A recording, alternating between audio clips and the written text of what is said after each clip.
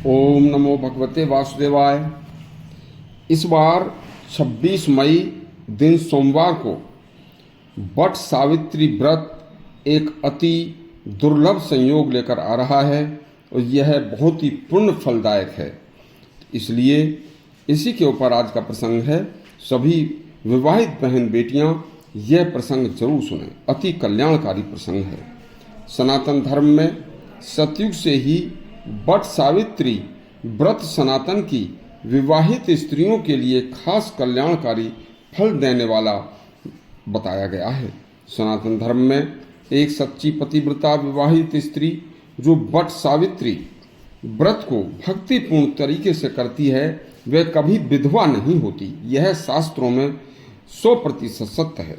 सत्यवान सावित्री की कथा सबने सुनी ही होगी। इसमें एकादशी व्रत जो भगवान विष्णु को समर्पित व्रत होता है उसका भी बड़ा महत्व है। नारद जी ने सावित्री को अपने पति के प्राण बचाने के लिए एकादशी का व्रत बताया था। नारद जी ने सावित्री से कहा था कि एकादशी के व्रत को तू बेटी भूल ना जाइए, तो सावित्री ने दृढ़ निश्चय से कहा था कि भूलूं ना ऋषि जी, तुम्हारी कृपा दृष्टि चाहिए। सावित्री को सनातन से विवाह सावित्री व्रत को सत्यवान और सावित्री के इस व्रत को देखिए जो भक्ति और निष्ठा से करता है, तो सावित्री को सत्यवान से विवाह करने से पहले ही जब यह पता चल जाता है कि सत्यवान की अल्प आयु थोड़ी सी ही कुछ महज आयु शेष बची है, फिर भी उसने सत्यवान से ही विवाह किया। देखिए सनातन में कितनी पवित्रता है। उसने अपने माता पिता और देव ऋषि नारद से भी साफ साफ कह दिया था कि सनातन में एक कन्या केवल एक ही बार अपना वर चुनती है और मैं मन से सत्यवान को अपना पति मान चुकी हूँ। अब चाहे जो केवल कुछ भी हो, मैं सत्यवान से ही विवाह करूंगी। दृढ़ निश्चय के बाद सावित्री ने अल्पायु सत्यवान से विवाह करके रात दिन पति व्रत के धर्म को निभाते हुए और भगवान नारायण की अखंड भक्ति शुरू कर दी थी। और जब उसे स्वयं देव ऋषि नारद के द्वारा यह पता चल जाता है कि अब सत्यवान की आयु के केवल 4 दिन शेष बचे हैं, तो वह बरगद के वृक्ष के नीचे अखंड व्रत के साथ निर्जल होकर बैठ जाती है और भगवान श्री हरि विष्णु की भक्ति में लीन हो जाती है।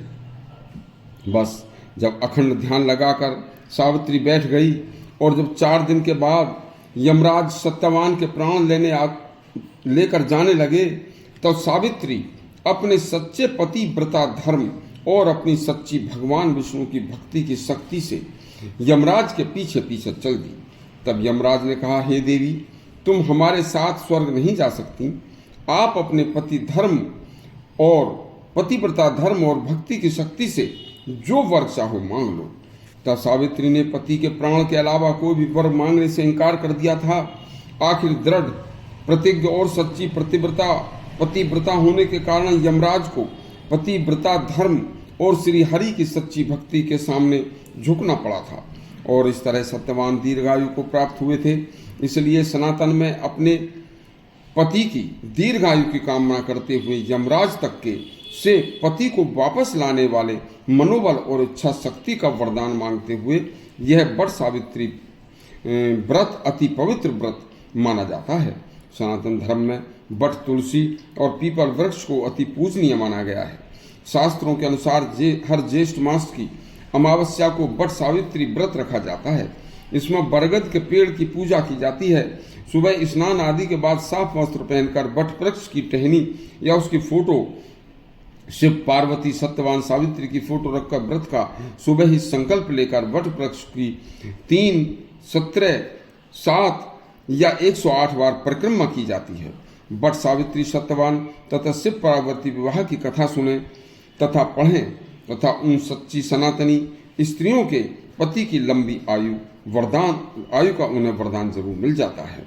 महाभारत के वन पर्व और स्कंद पुराण में भी इस वट सावित्री व्रत का बड़ा ही महत्वपूर्ण उल्लेख है। उस दिन कई दुर्लभ संयोग इस साल बनने वाले हैं। इसलिए 26 मई दिन सोमवार का पर्व अति कल्याणकारी आ रहा है। इस बार यह भी वट सावित्री व्रत अति धार्मिक और ज्योतिष की दृष्टि से बहुत पुण्यदायी है, फल देने वाला है। इसलिए सभी विवाहित बहन बेटियों से प्रार्थना है कि 26 मई दिन सोमवार का यह व्रत पवित्र व्रत अवश्य करना ना भूलें। यदि आपको हमारा प्रसंग अच्छा लगा हो तो हमारा चैनल सब्सक्राइब करें और घंटी दबाएं। धन्यवाद।